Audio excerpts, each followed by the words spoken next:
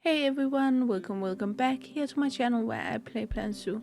My name is Nissa and today we are building for this little blue penguin here in King Island Zoo.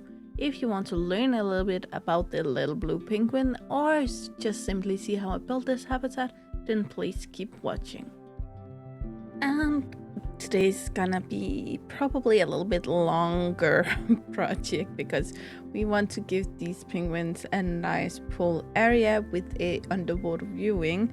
I know I could use the new pods or what they call, but for these kind of habitats I really enjoy making these bigger underwater viewings, and I do feel like the pods may cluster the guests a little bit, and as you can see here we already don't have enough space for all of the guests, so I thought it would be a nice little way to build something to just bring in more space for the guests without actually just grouping them even more up together. We're gonna splash a little bit of this habitat. It will be one of the more expensive ones. So we have two things specifically that gonna give us issues. One being that we're gonna use a lot of glass. Normally glass isn't the most expensive you would use for a habitat. Yes, it is very expensive if you and I go out and want a lot of special made glass, but a lot of zoos, because of the quantity they order in, it will be cheaper comparatively. However, since we are on King Island, and I actually did just a little smidge of research and I really couldn't find any place on on King Island that special manufacture glass. I couldn't just go with window glass or anything like that because we have this big underwater viewing and we needed it to be really strong tempered double-sided double glassed wall glass, so we needed something quite unique and we needed it special made, so that will need to be probably sealed in because I don't think it can. I think it's too heavy for it to make sense to fly it in. So that's one side of it. The other side is that we are gonna use a hell of a lot of volcanic rocks today, and I just checked. There's no volcanoes on King Island. None. So these would either have to come from one of a few places. We still within the Oceania area, but we will need to travel a bit to find them. The closest volcano in the area would be the a underwater volcano in the Bass Strait between Australia and Tasmania. This would be a little difficult to get down to because it is underwater. So besides that, we could go for the Ring of Fire, which is an area of the Pacific where we have a few islands that hold volcanoes, being New Zealand, Indonesia, Papua New Guinea, Vanuatu, and Solomon Islands. So we have a few volcanoes to pick between. However, I don't think the zoo itself would go out and dig these up, but we would probably still have to transport it from a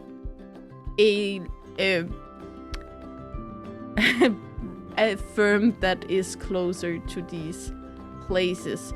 So here we also, of course, are gonna pay for a little bit of sailing. The rest of the items should be fairly easy to get a hold on. All of the plants will either be native to King Island or they would be fairly easy to get to King Island as baby plants when they are fairly small, or even seeds, and then grow them. It is of course also possible that a nearby local greenery would be in possession of some of these plants. When all of this is said, for the way we are using the rocks today and the size of the little blue penguin, you actually would need the real rocks and could get a long way with faux rocks. In this case, they are easier. They could actually be partially built on location, and the little blue penguin won't be big enough to actually damage faux rocks in any regards. I am aware that this habitat is a little big for such a small animal, but the thing is, luckily we get a lot of them in here. I think I have 50 adults. I probably could have gone for 100 or even more, but I just thought that this was a nice balance.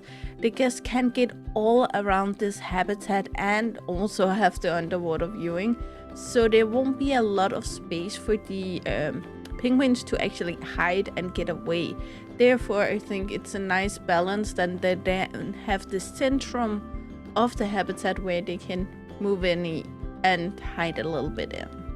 As I mentioned in my previous video, Let's Talk Blue Penguin, or Little Blue Penguin, I mentioned that I actually recently made a habitat for the little blue penguin in Small Sea Zoo. Keep in mind I used the little blue penguin mod at that time, but I did build for them. And there I took a completely different direction, where here I really want this to be a scenery habitat where you see kind of where they would live in real life, not necessarily with volcanic rock. I just really wanted to use these because they are gorgeous, but more where they will live in nature. Where in Small Sea Zoo I went extremely 80s zoos, where everything just needed to be practical and not necessarily something that looks specifically nice or in nature-like. So it's very plasticky and kind of community pool-like, and I really like that I can build two very, very different habitats for these animals. However, after building the other, I kind of needed to feel my way through getting back to nature, because I really enjoy these more naturalistic habitats. I so enjoy them. For measure here, if you think about building for the little blue penguin, I have about 5 times as much deep diving water as I should, and 4 times as much normal water as I should. I think I'm about 5 times the land area as I should. So you will never have to build this big of a little blue penguin habitat if you don't want to. It's just I really wanted to. When it comes to different groups of animals, we often run into families where this family of animals are quite unique or something like this. But when we look at penguins, which is quite unique for any other animals, they actually have their own order and not just family. This is the order of the Spheniciformis. I actually think that went better than I thought it would. And it holds 24 different species of penguins, dead and alive, mostly alive, luckily. And they vary for all kinds of hairs, of feathers, colors, sizes specifically. But the little blue penguin is of course most famous for its little size and the blue back. We don't have so many specific, like some penguins, like the emperor penguin,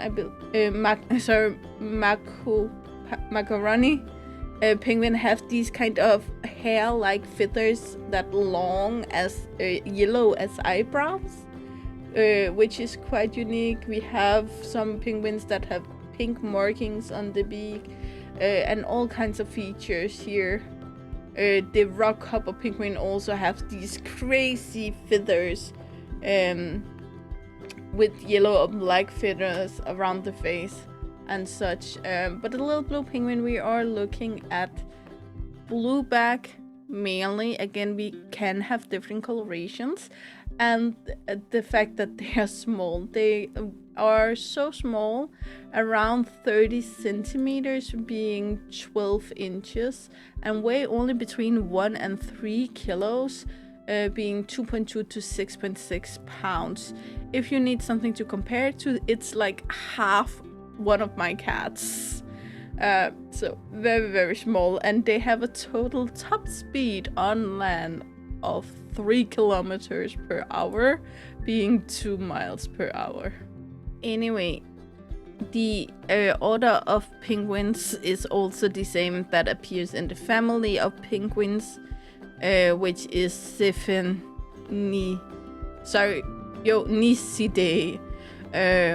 Again, same 24 penguins. But when it comes to genus, we are for the little blue penguin looking at the Eudiptula genus, and it holds both the little blue penguin and then the white flippered penguin. Here I just like to mention that the white flippered penguin actually is a subspecies of the little penguin or the little blue penguin.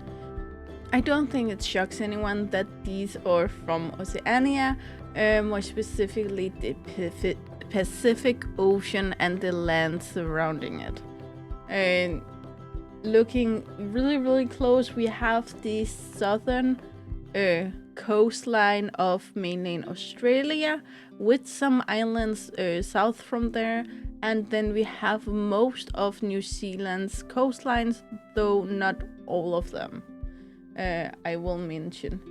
We are within the temperate climate zones, and we are looking specifically at everything water. So we have coral reefs, we have estuaries, we have neritic zones, we have marine, we have oceanic pelagic zones, and then we of course also have the zones between land and water, which would be the coastal zone or the intertidal zone, and then they do also live in and around caves, because these actually like to live inside things.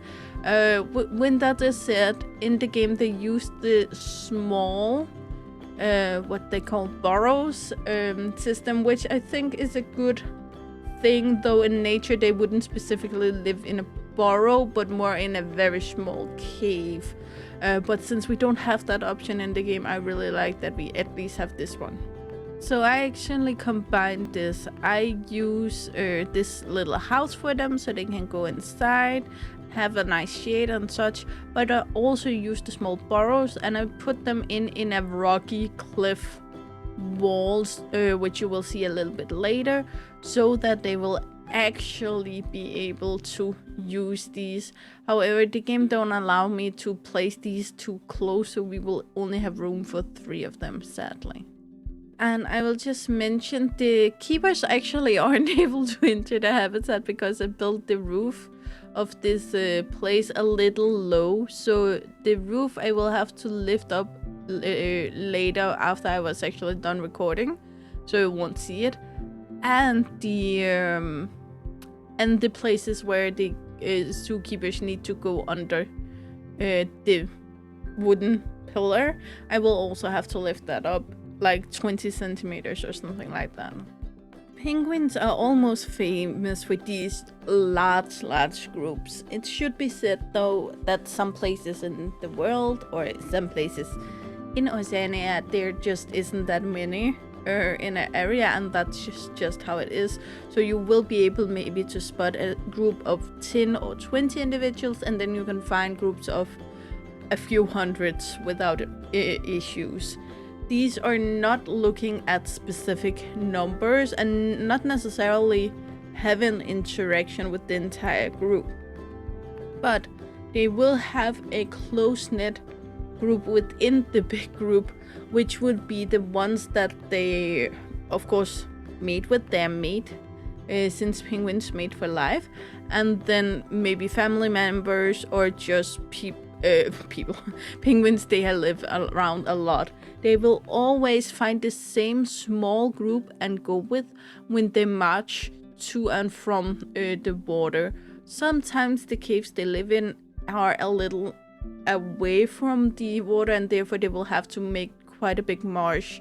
I will just mention in this case that they do not actually live in the place in between, and that's why those biomes aren't listed as what the penguins live in. They will walk through a tropical forest or whatever is there to find water and to find the caves, but they will not actually make a stop, find some food, take a nap, or whatever they need.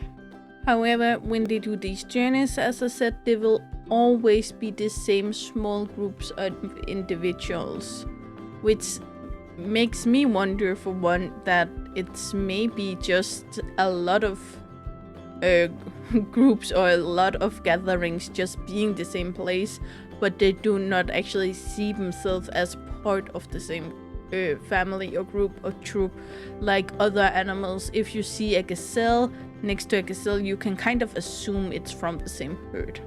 When you have these giant groups, it's really important that you can tell each other apart. And of course, as I said, there's different colors, different sizes, all individuals are different, but you can also recognize them on their calls, and their calls differ so much that the human ears actually also can hear the difference between them. And not only can you hear the difference between penguin 1 and penguin 2, but you can also hear specifically what they mean with the call. For instance, they have called for their courtship if they want to find a new mate, or find their first mate or something like that. They will have a specific call for that interactions. They will have another sound for defending their territory. If they just want to gather up these smaller individual groups, just saying, oh, I'm ready to go back home, are you ready, guys? They have a specific sound for that. And showing aggression, which is something not a lot of people think of when they think penguins, but yes, they do also have very specific sounds for that. They do also have small noises. I won't even call it a loud sound, but small chippers that they use if they try to recognize each other. They will make these smaller sounds and just kind of, hey, it's me, communicate with each other in that way, which is kind of really cute.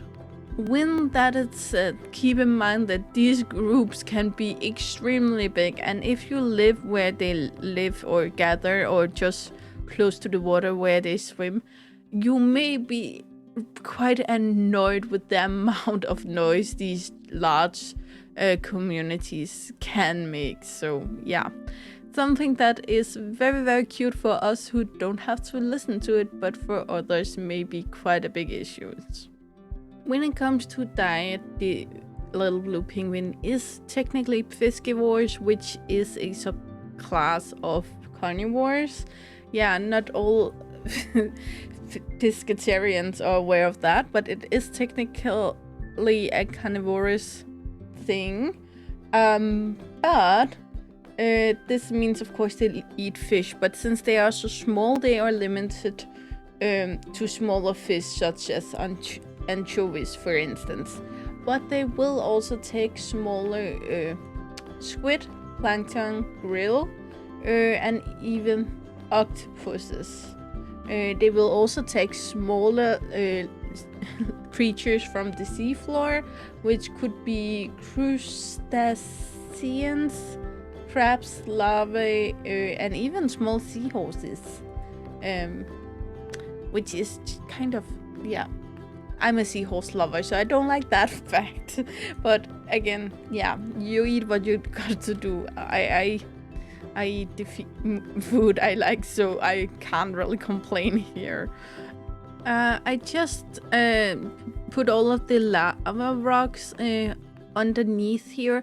I didn't put it within the habitat because I didn't want it to look like I had the lava within their habitat, but I really thought they would be really cool to have as a small feature down there. And I will say I did actually change the clock to nighttime. I don't have footage of it though, but it looks gorgeous. So if you use them in your zoo, please turn off the light. I also are going to make at least one nocturnal habitat here, and I think I maybe put some in there because it looks gorgeous the way they light up. However, you are not able to turn them on and off like a light, so it kind of have their own feature, but it's beautiful at nighttime in the dark. I always thought of penguins in general as very monogamous animals, and that they would certainly stay together forever, but there are actually two ways of getting out of a mating pairing.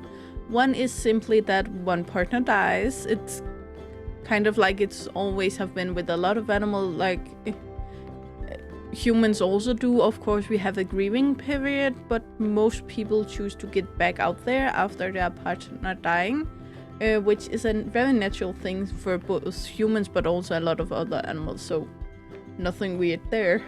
But the other way to get out of a pairing is actually unsuccessful mating attempts, which means if it's been a few mating seasons, maybe more than one, then they will split up and try to mate with someone else, I guess. So in my mind here, we then have one, I'm not gonna put a gender on it, but if we have one individual that just can't get a child, either won't get pregnant or just shooting blanks as a male, then they can actually have quite a few partners over time, which is interesting. And I will say this is also quite practical, because it's not uncommon that you hear about gay penguins in zoos because there just wasn't an equal amount of males and females and they just need to mate. I'm not saying that what gay people do, I just saying that is what research with a lot of penguins says. And this means that gay penguins actually will have an opportunity after not being able to mate successfully to go in later on and get a partner of the opposite gender, which I actually wasn't aware of. When that is said, I actually heard about quite a few penguins here in Denmark that are gay and have offspring, either because the keepers gave them eggs if other pairs either had too many, or the mom or dad died and therefore couldn't take care of the babies, then you just give them to a gay couple, or that the gay penguins are thieves. That's also an opportunity. Every year from June to October, within this giant group of penguins, the little blue penguins will make very loosely organized breeding colonies within the giant group. And it is within these nesting colonies, it is extremely important for the family to have a place that is safe for the little egg or hatchling when it comes to that. So they need either cliffs, caves, or ground burrows. So they actually do also use burrows. I don't know how they use cliff sides because they aren't really climbable or flying birds, but it is listed here. The female will here in their little nesting place lay 1 or 2 eggs, which will hatch after 31 to 40 days. After the egg have hatched, there is a period of a place between 18 and 38 days where mom and dad will be on constant baby duty. They will swap out every 3 to 4 days between mom and dad, and in this period they will not leave the nest, meaning that when mom go out she will not come home for 3 to 4 days, where dad will not leave the nest at all, and the opposite way around, of course. After this period, the mom and dad will slack up a little bit and only look at the babies or check up on the babies at night. This can seem a little bit harsh, but with the babies actually able to remain in their cave or burrow or cliff or where they are, the mom and dad will be able to both get out and get some food and stay strong and get food back for the hatchlings as well. Keep in mind that as a little blue penguin, you have fairly small legs, and it takes quite some time to get to and from the ocean. The chicks will be able to venture out at the age of 50 to 65 days. And become completely independent around 57 to 78 days. However, it will take them 3 years to be completely grown and able to reproduce on their own. When it comes to the little blue penguin's threats, we can actually boil it down to quite a few things, because everything actually works in together.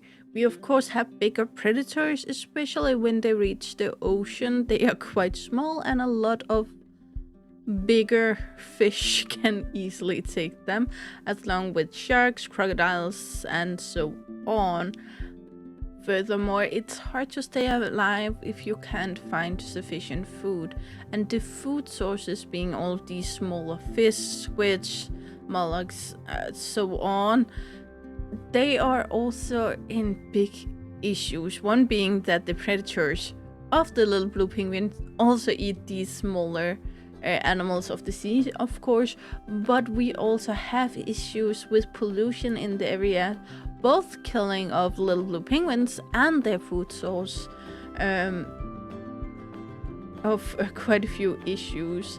Again, a lot of these areas are not necessarily the beautiful, exotic, sandy beaches, islands that we think and dream about, but there is also industries and waste and a lot of these kinds of things that there also is in Asia, Europe, Africa, South America, and North America.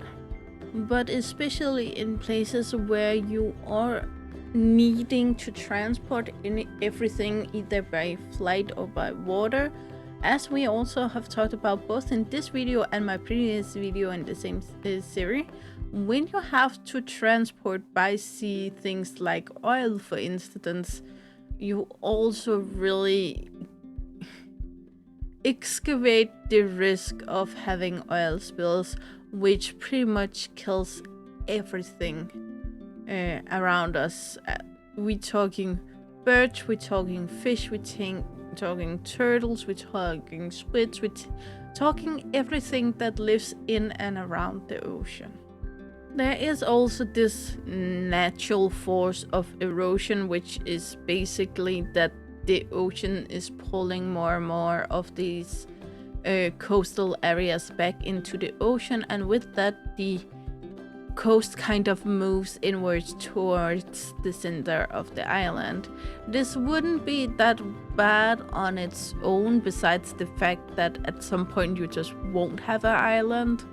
But besides that, you actually also run into another issue, and compared with the fact that the human populations in most of the worlds are growing, and therefore also in these areas, so the population in the cities on these islands are growing, and the coastal range are shrinking and getting closer to the human population.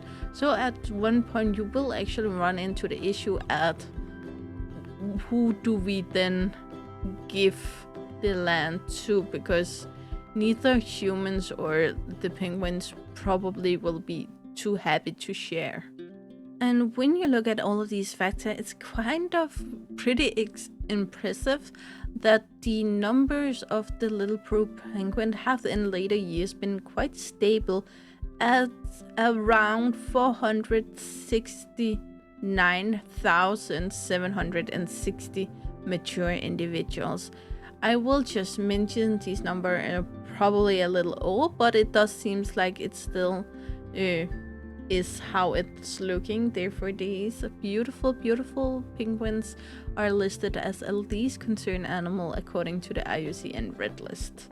It is also important to keep in mind that the little blue penguin actually is extremely important for some of these very vulnerable ecosystems. For instance, they are eating a lot in the sea, where there often are a lot of these basic kind of fish.